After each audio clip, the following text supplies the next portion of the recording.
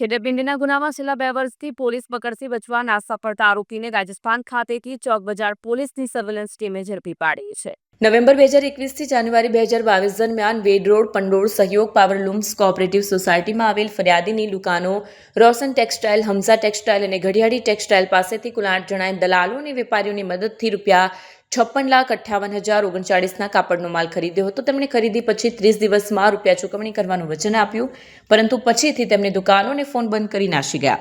આ મામલે ફરિયાદીએ 14 ઓક્ટોબર 2023ના રોજ પોલીસમાં ફરિયાદ દાખલ કરી હતી.